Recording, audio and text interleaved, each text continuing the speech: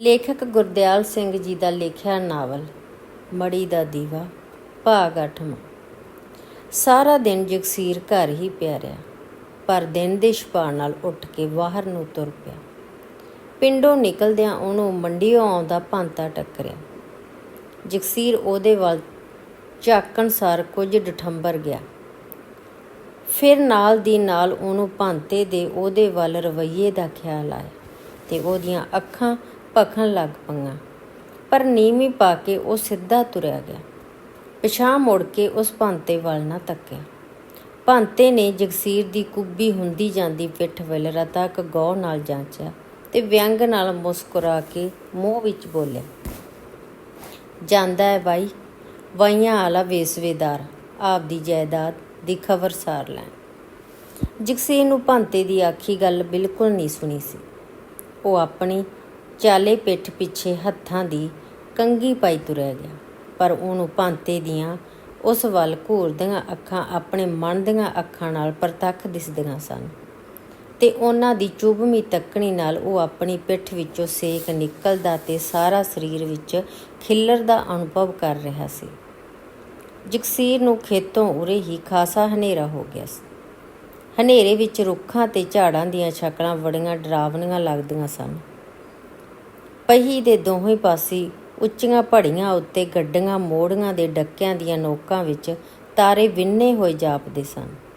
ਅੱਗੇ ਕਈ ਵਾਰੀ ਜਗਸੀਰ ਜਦੋਂ ਹਨੇਰੀ ਰਾਤ ਵਿੱਚ ਪਾਣੀ ਲਾਉਣ ਜਾਂਦਾ ਤਾਂ ਇਹ ਦ੍ਰਿਸ਼ ਉਹਨੂੰ ਬੜਾ ਸੋਹਣਾ ਲੱਗਦਾ ਤੇ ਜਵਾਨੀ ਵਾਰੇ ਇੱਕ ਦੋ ਵਾਰੀ ਤਾਂ ਦੂਰੋਂ ਭੱਜ ਭੱਜ ਕੇ ਉਹ 5-5 ਹੱਥ ਉੱਚੀਆਂ ਪਹਾੜੀਆਂ ਉੱਤੇ ਚੜ੍ਹਿਆ ਵੀ ਸੀ ਤੇ ਮੋੜਿਆਂ ਦੇ ਸਿਖਰਲੇ ਡੱਕੇ ਉਹਨੇ ਸ਼ਰਤਾਂ ਲਾ ਤੋੜੇ ਸਨ। ਉਦੋਂ ਉਹਨੂੰ ਇੰਜ ਲੱਗਿਆ ਸੀ ਜਿਵੇਂ ਉਹਨੇ ਸੱਚੀ ਤਾਰੇ ਤੋੜੇ ਲਏ ਸਨ। ਉਸ ਕਵਿਸਰਾਂ ਦੇ ਕਿੱਸੇ ਪੜ੍ਹਨ ਵਾਲਿਆਂ ਤੋਂ ਉਹ ਬੰਦ ਸੁਣੇ ਸਨ ਜਿਨ੍ਹਾਂ ਵਿੱਚ ਪ੍ਰੇਮਿਕਾ ਨੂੰ ਅਸਮਾਨੋਂ ਤਾਰੇ ਤੋੜ ਕੇ ਲਿਆ ਦੇਣ ਵਾਲੀਆਂ ਗੱਲਾਂ ਦਾ ਜ਼ਿਕਰ ਹੁੰਦਾ ਸੀ। ਭਾਨੀ ਨੂੰ ਉਸ ਕਦੇ ਇਹ ਗੱਲ ਨਹੀਂ ਸੀ ਆਖੀ। ਅਜਿਹੀਆਂ ਗੱਲਾਂ ਵੀ ਉਹਨੂੰ ਹੋਸ਼ੀਆਂ ਲੱਗਦੀਆਂ ਸਨ, ਪਰ ਜਦੋਂ ਇੰਜ ਉੱਚੀ ਪਹਾੜੀ ਉੱਤੇ 3-3 ਹੱਥ ਪਹਾੜੀ ਤੋਂ ਵੀ ਉਤਾਂਹ ਮੋੜਿਆਂ ਦੇ ਸਿਰਿਆਂ ਵਾਲੇ ਡੱਕੇ ਉਹਨੇ ਤੋੜੇ ਸਨ ਤਾਂ ਸੁੱਤੇ ਸੁਭਾਅ ਹੀ ਉਹ ਭਾਨੀ ਵਾਸਤੇ ਤਾਰੇ ਤੋੜ ਲਈ ਰੀਝ ਗਿਆ ਸੀ। ਜਿਹੜੇ ਨਿਖੜੇ ਅਸਮਾਨ ਉੱਤੇ ਸਾਰੀ ਰਾਤ ਭਾਨੀ ਦੀਆਂ ਅੱਖਾਂ ਵਾਂਗ ਲਿਸ਼ਕਦੇ ਸਨ, ਇੱਕ ਪਲ ਵੀ ਜਿਨ੍ਹਾਂ ਦੀ ਲਿਸ਼ਕ ਮੱਧਮ ਨਹੀਂ ਸੀ ਹੁੰਦੀ ਤੇ ਨਾ ਸੌਂਦੇ ਸਨ ਨਾ ਸੌਣ ਦਿੰਦੇ ਸਨ। ਪਰ ਅੱਜ ਇਹੋ ਤਾਰੇ ਉਹਨਾਂ ਨੂੰ ਹੰਝੂਆਂ ਵਾਂਗ ਲੱਗੇ। ਘਸਮੈਲੀਆਂ ਸਿੱਖਣੀਆਂ ਝਾੜ ਅੱਖਾਂ ਦੀਆਂ ਕੰਡਿਆਲੀਆਂ ਝਿੰਮਣੀਆਂ ਦੀਆਂ ਨੋਕਾਂ ਉੱਤੇ ਅਟਕੇ ਅੰਜੂ, ਜਿਹੜੇ ਨਾ ਡਿੱਗਦੇ ਸਨ ਨਾ ਸੁੱਕਦੇ ਸਨ। ਤੇ ਇਹਨਾਂ ਹੰਝੂਆਂ ਵਰਗੇ ਤਾਰਿਆਂ ਵੱਲ ਦੂਜੀ ਵਾਰ ਨਿਗਾਹ ਮਾਰ ਕੇ ਉਹ ਨਾ ਤੱਕ ਸਕਿਆ, ਮੁੜ ਨੀਵੀਂ ਪਾ ਕੇ ਤੁਰਨ ਲੱਗ ਪਿਆ। ਖੇਤ ਆਪੜ ਕੇ ਉਸ ਨਿਗਾਹ ਉੱਚੀ ਕੀਤੀ ਤੇ ਆਪਣੀ ਟਾਹਲੀ ਨੂੰ ਬਿਨਾਂ ਪਰਵਾਰੋਂ ਪਈ ਤੱਕ ਦੇ ਉਹਦਾ ਸੀਤ ਨਿਕਲ ਗਿਆ। ਮੁਰਦੇ ਵਾਂਗ ਇਕੱਲਾ ਹੀ ਮੁੱਢ ਪਿਆ ਸੀ। ਬਾਕੀ ਸਾਰਾ ਬਡਾਂਗ ਤੇ ਟਾਹਣੇ ਉਹ ਚੁੱਕ ਕੇ ਲੈ ਗਏ ਸਨ। ਇੱਕ ਬਿੰਦ ਜਗਸੀਰ ਉਰਲੀ ਟਿੱਬੀ ਉੱਤੇ ਖੜੋਤਾ ਉੱਧਰ ਵੇਂਦਾ ਰਿਹਾ ਤੇ ਫਿਰ ਉਹਦਾ ਚਿੱਤ ਜਿਵੇਂ ਮਨੂਰ ਹੋ ਗਿਆ।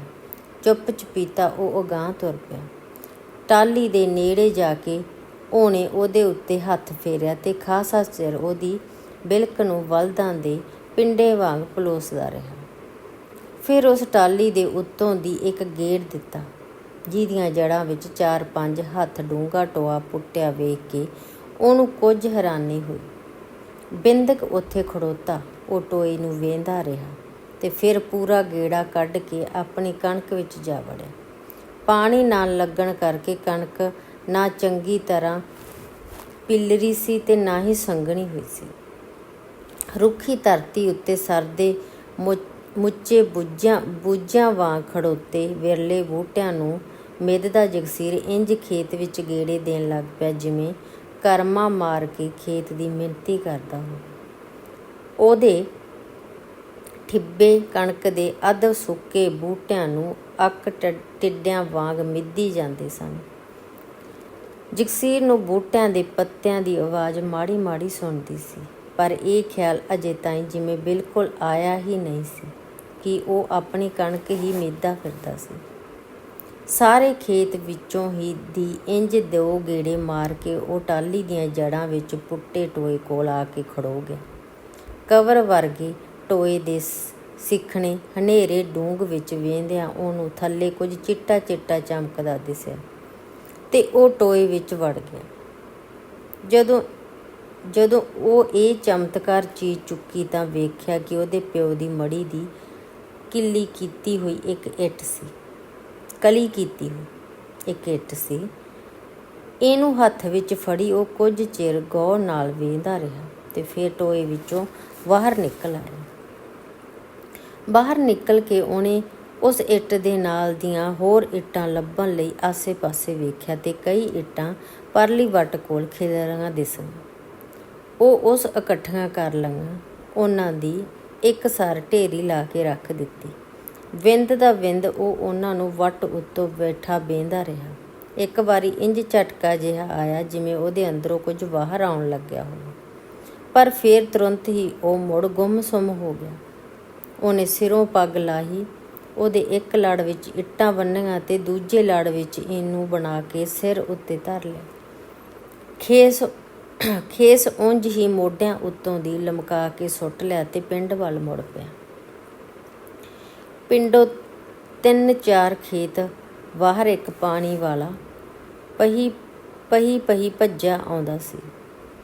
ਉਹ ਜਗਸੀਰ ਨੂੰ ਵੇਖ ਕੇ ਉਹ ਤੋਂ 50 ਕਰਮਾਂ ਦੀ ਵਿੱਥ ਉੱਤੇ 75 ਕੇ ਖੜੋ ਗਿਆ ਤੇ ਵਿੰਦ ਕੇ ਇੰਝ ਖੜੋਤਾ ਰਿਹਾ ਜਿਵੇਂ ਉਹਨੂੰ ਕਿਸੇ ਭੂਤ ਚੁੜੇਲ ਦਾ ਸ਼ੱਕ ਪਿਆ ਹੋਵੇ। ਮੋਢਿਆਂ ਉੱਤੋਂ ਹੇਠਾਂ ਗੋਡਿਆਂ ਤਾਈਂ ਲਮਕਦੇ ਖੇਸ ਦਾ ਪੱਲਾ ਤੇ ਸਿਰ ਉਤਲੀਆਂ ਇੱਟਾਂ ਨਾਲ ਜਗਸੀਰ ਦੀ ਸ਼ਕਲ ਸੂਰਤ ਸੱਚੀ ਬੜੀ ਡਰਾਵਨੀ ਲੱਗਦੀ ਸੀ।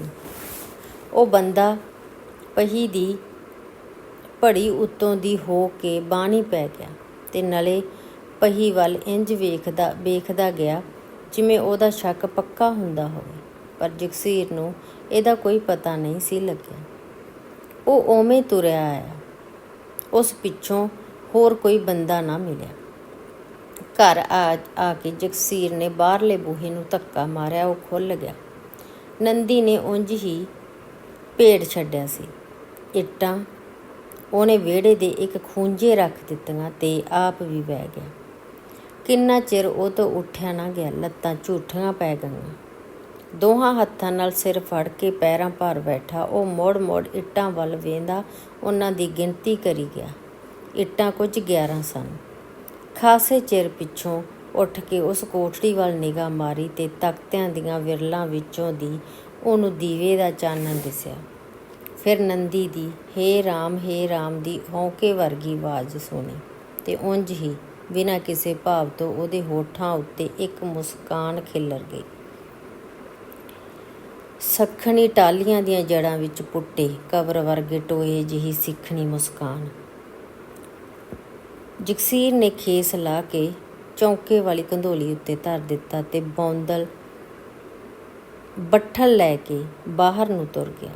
ਗਲੀ ਦੇ ਵਿਚਕਾਰੋਂ ਉਹਨੇ ਮਿੱਟੀ ਦਾ ਬੱਠਲ ਭਰਿਆ ਤੇ ਅੰਦਰ ਆਇਆ।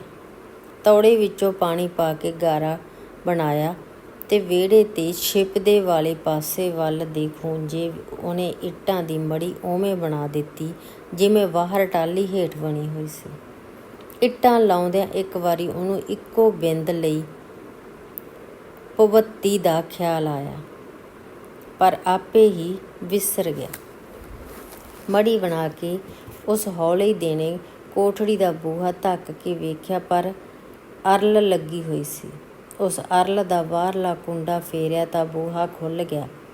ਨੰਦੀ ਮੂੰਹ ਸਿਰ ਰਜਾਈ ਵਿੱਚ ਬਲੇਟੀ ਬਿੰਦੇ ਝੱਟੇ ਹੇ ਰਾਮ ਬੋਲੀ ਜਾਂਦੀ ਸੀ, ਪਰ ਵਿੱਚੋਂ ਛਿੜੀ ਖੰਘ ਨੇ ਹੇ ਰਾਮ ਦੀ ਲੜੀ ਤੋੜ ਦਿੱਤੀ ਸੀ। ਜਗਸੀਰ ਬੂਹਾ ਮਾਰ ਕੇ ਚੋਰਾਂ ਵਾਂਗ ਅੰਦਰ ਆਇਆ ਤੇ ਬਿਨਾਂ ਕੁਝ ਹੇਠ ਵਿਛਾਏ ਟੰਗਣੇ 'ਤੇ ਪਈ ਰਜਾਈ ਲੈ ਕੇ ਮੰਜੀ ਉੱਤੇ ਪੈ ਗਿਆ। ਪਿਛਲੀ ਰਾਤ ਤਾਈਂ ਉਹ ਸਿੱਧਾ ਪਿਆ ਛੱਤ ਵੱਲ ਤੱਕਦਾ ਰਿਹਾ। ਕਿਤੇ ਕਿਤੇ ਉਹਨੂੰ ਬਿਜਲੀ ਦੇ ਲਿਸ਼ਕਾਰੇ ਵਰਗਾ ਖਿਆਲ ਆਉਂਦਾ, ਇਹ ਬਣ ਕੇ ਹੀ ਗਿਆ, ਪਰ ਨਾਲ ਦੀ ਨਾਲ ਹੀ ਪਾਣੀ ਉੱਤੇ ਖਿੱਚੀ ਲੀਕ ਵਾਂਗ ਸਭ ਕੁਝ ਮਿਟ ਜਾਂਦਾ। ਏਡਾ ਸੋਚਹੀਣ ਉਹਦਾ ਦਿਮਾਗ ਕਦੇ ਨਹੀਂ ਸੀ ਹੋਇਆ। ਉਹਨੂੰ ਆਪਣੀਆਂ ਅੱਖਾਂ ਪਾਟੀਆਂ ਤੇ ਬੜੀਆਂ ਥੱਕੀਆਂ ਲੱਗਦੀਆਂ ਸਨ। ਜ਼ੋਰ ਲਾ ਕੇ ਉਹ ਮੀਚਦਾ, ਪਰ ਫੇਰ ਖੁੱਲ੍ਹ ਜਾਂਦੀਆਂ। ਹੇ ਰਾਮ! ਨੰਦੀ ਦੀ ਇਹ ਆਵਾਜ਼ ਉਹਨੂੰ ਖੂਹ ਵਿੱਚੋਂ ਪਰਤੇ ਬੋਲ ਵਾਂਗ ਸੁਣਦੀ ਤੇ ਕਿਤੇ ਜਿਹਦੇ ਨਾਲ ਕੁਝ ਹੋਰ ਸ਼ਬਦ ਵੀ ਸੁਣਦੇ। ਅੱਜ ਕਿੱਧਰ ਉੱਠ ਗਿਆ? ਖਬਰੇ ਉਹਨੂੰ ਕੀ ਹੁੰਦਾ ਜਾਂਦਾ। ਸੁੰਨਾ ਤੁਰਿਆ ਫਿਰਦਾ। ਹੇ ਰਾਮ! ਤੂੰ ਹੀ ਹੈ। ਪਰ ਜਗਸੀਰ ਦੇ ਮਨ ਵਿੱਚ ਕੋਈ ਉਤਾਰ ਚੜ੍ਹਾਅ ਪੈਦਾ ਨਹੀਂ ਸੀ ਹੋ ਰਿਹਾ। ਉਹਦਾ ਸਾਰਾ ਸਰੀਰ ਖੜਸੁੱਕ ਲੱਕੜ ਵਾਂਗ ਆਕੜਿਆ ਹੋਇਆ ਸੀ। ਅੱਖਾਂ ਪੱਥਰ ਦੀਆਂ ਬੱਟੀਆਂ ਵਾਂਗ ਹੋਈਆਂ ਪਈਆਂ ਸਨ। ਪਰ ਪਹਿਰ ਰਾਤ ਰਹਿੰਦਿਆਂ ਜਦੋਂ ਕੁੱਕੜ ਨੇ ਵਾਂਗ ਦਿੱਤੀ ਤਾਂ ਉਹਦੀਆਂ ਅੱਖਾਂ ਅੱਗੇ ਹਨੇਰਾ ਜਿਹਾ ਆਉਣ ਲੱਗ ਪਿਆ। ਅੱਖਾਂ ਖੁੱਲ੍ਹੀਆਂ ਸਨ, ਪਰ ਉਹਨੂੰ ਦਿਸਦਾ ਕੁਝ ਨਹੀਂ ਸੀ। ਫਿਰ ਉਹਦਾ ਸਾਰਾ ਸਰੀਰ ਮਿੱਟੀ ਹੋ ਗਿਆ। ਅੱਖਾਂ ਵੀ ਪਤਾ ਨਹੀਂ ਕਦੋਂ ਮਿਚ ਗਈਆਂ। ਜਦੋਂ ਉਹਨੂੰ ਮੁੜ ਸੁਰਤ ਆਈ ਤਾਂ ਬੜੀ ਤਕੜੀ ਧੁੱਪ ਚੜ੍ਹੀ ਹੋਈ ਸੀ ਤੇ ਨੰਦੀ ਹੱਥ ਵਿੱਚ ਡੰਗੋਰੀ ਫੜੀ ਉਹਨੂੰ ਟੋਹ ਕੇ ਹਿਲਾਉਣ ਦੀ ਆਪੇ ਹੀ ਬੋਲੀ ਜਾਂਦੀ ਸੀ। ਪਤਾ ਨਹੀਂ ਕਿਹੜੇ ਵੇਲੇ ਆ ਕੇ ਪੈ ਗਿਆ। ਤੂੰ ਗਿਆ ਕਿੱਥੇ ਸੀ? ਦੱਸ ਕੇ ਤਾਂ ਜਾਇਆ ਕਰ। ਪਰ ਮੈਂ ਤੈਨੂੰ ਕਿਹੜਾ ਪਤਾ ਹੈ ਬਾਈ ਮਾਂ ਦਾ ਆਤਮਾ ਕਿਵੇਂ ਮੱਚਦੀ ਹੁੰਦੀ ਹੈ। ਮਾਵਾਂ ਦੇ ਦਿਲ ਮਾਵਾਂ ਨਾਲ, ਪੁੱਤਾਂ ਧੀਆਂ ਨੂੰ ਕੀ ਸਾਰ। ਜਦੋਂ ਨੰਦੀ ਇੰਝ ਬੋਲਦੀ ਵਿਹੜੇ ਵਿੱਚ ਚਲੀ ਗਈ ਤਾਂ ਜਗਸੀਰ ਉੱਠ ਕੇ ਚੁੱਪ ਚਪੀਤਾ ਬਾਹਰ ਨੂੰ ਤੁਰ ਗਿਆ। ਧੰਨਵਾਦ।